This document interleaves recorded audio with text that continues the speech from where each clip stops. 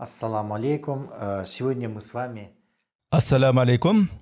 Бүгін біз китеп ээлеринин айрым өкүлдөрүнүн мусулмандарга карата болгон кастыгы, душмандыгы жөнүндө түшүндүрмөлөрдү камтыган айрым аяттардын чечмелүүлөрүн, тафсирин карап чыгабыз.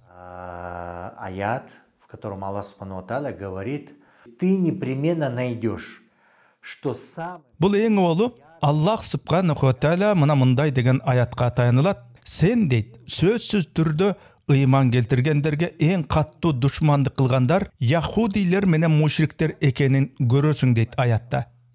Ошондой эле сен, эй Аллахтын элчиси, мусулмандарга эң жакын сүйүү жана урмат менен мамиле кылгандар биз христиандарбыз дегендер экенин да байкайсың дейт. Здесь подразумевается эфиопский царь Негус и некоторые... Бул аятта Эфиоп падышасы Негус жана анын айланасындагы чыныгы ыймандуулар эске алынып атат.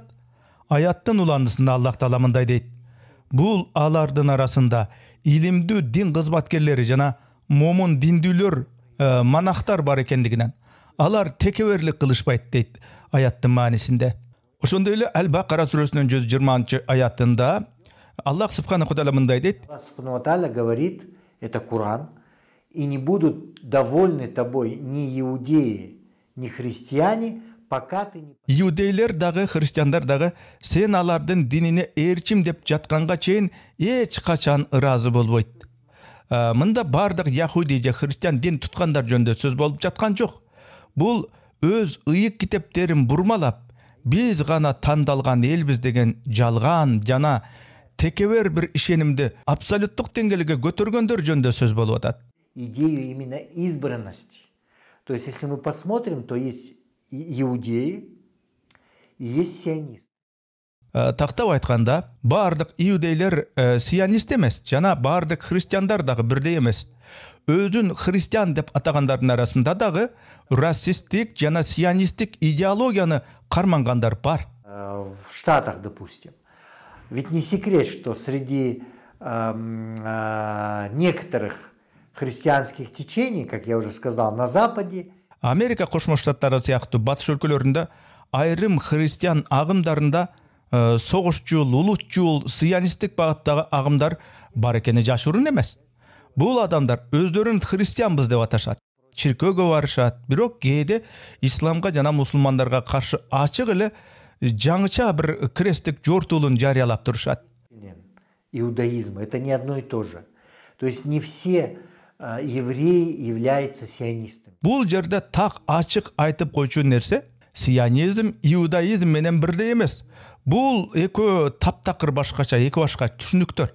Демек, бардык еврейлер сионист эмес, бардык иудейлер дагы сионисттик идеологияны колдобойт. Встречался, это раввины, Натуре Карто, они открыто осуждают. Мисалы, иудей салтындагы көптөгөн раввиндер сионизмге каршы чыгышат. Белгилүү Натуре Карта деген топ бар. Интернеттен издеп таап окуп көрсөңөр болот. Мен алар менен жекеме-жеке жолугуп дагы сүйлөшкөм. Алар Натуре Карта тоонун раввиндери. Алар сионизмди иудаизмге каршы чыккан бидат жана адашкан агым катары ачык айыпташат. Алардын айтымында сионизм туура иудейлердин ыйык китептерине гана каршы келбестен, жалпы иудаизмге дагы каршы агым. Мындайча айтканда, сионизмдин идеологиялык негиздери диний эмес, толук түрдө секулярдык, динден тыш мүнөздө. Бүгүнкү күндөгү сионисттердин басымдуу бөлүгү динден алыс, салттуу иудаизмден толук ажыраган адамдар.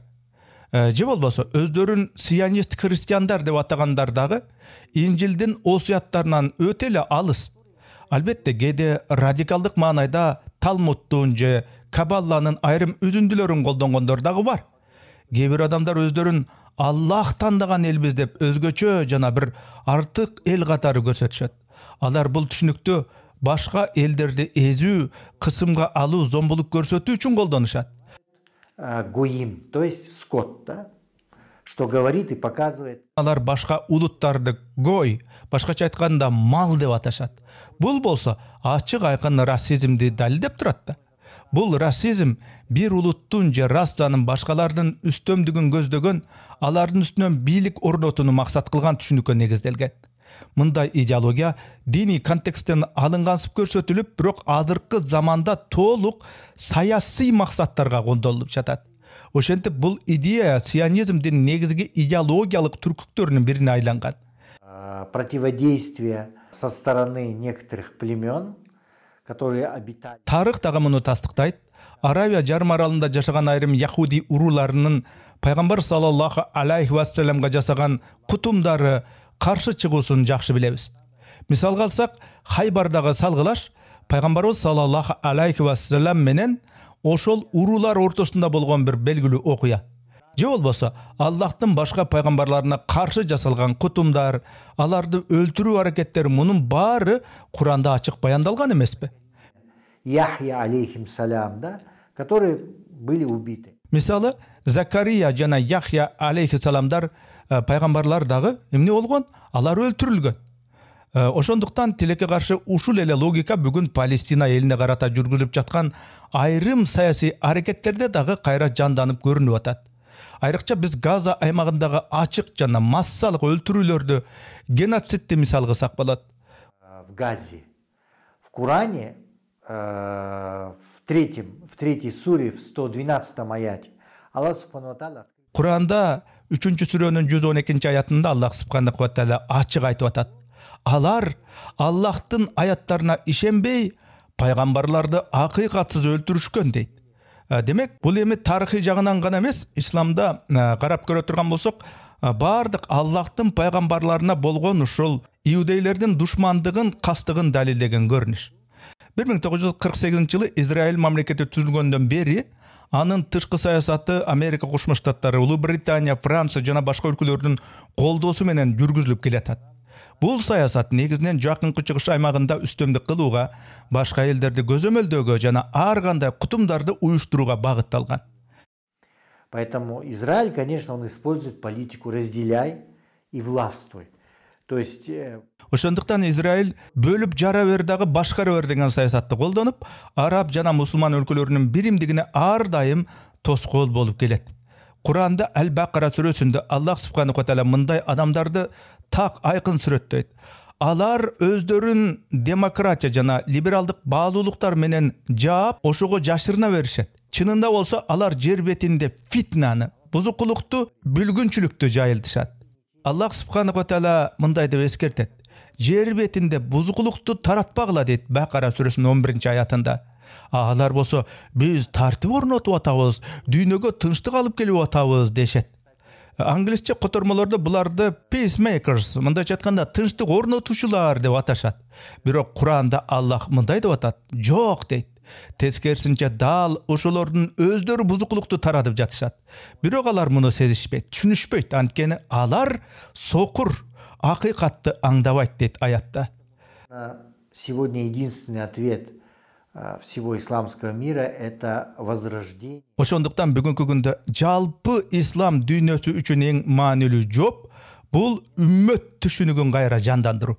Аны азыркы геосаясий шарттарда туура түшүнүү керек. Куранда Али Имран сүрөсүндө Аллах субхану ва тааля мындай дейт: "Барыңар, о момундар, мусулмандар, Аллахтын арканын бекем кармангыла жана бөлүнүп жарылбагыла" дейт. Али Имран сүрөсүнүн 103-аятында. И не разделяйтесь. Сегодня, наоборот, мы не держимся того, что нам... Бүгүнкү күндө тилекке каршы бизге буйрулган Аллахтын динине бекем карманын ордуна бири-бирибизден бөлүнүп ыдырап жатабыз. Мисалы, Европа биримдиги 27 мамлекетти бириктирди, карап көргүлө.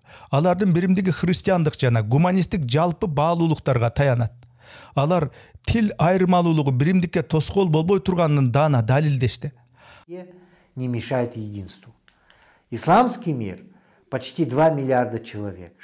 Ислам дүйнөсү бүгүнкү күндө 2 миллиардка жакын калкы менен дүйнөлүк нефтинин жана башка жаратылыш байлыктарынын 60%-на ээ болуп туруп, мындан тышкары ислам дүйнөсү өзүнүн өтө бай руханий жана маданий мурасы менен айырмаланып туруп, акыбалы кандай болуп атат? В этом случае исламский мир, если объединится, он будет... Эгерде ислам дүйнөсү биримдикке келсе, анда ал экономикада, руханий маданиятта жана түгүл технологиялык өнүгүүдө дагы дүйнөлүк деңгээлдеги ири бир чоң күчкө айланмак. Ошондуктан мындай биримдик айрым державалардын дүйнөгө үстөмдүк кылуу пландары үчүн коркунуч туудуруп атат. Биз бул чындыкты абдан жакшы түшүнөбүз. Определенных держав, определенных стран. И мы это прекрасно понимаем.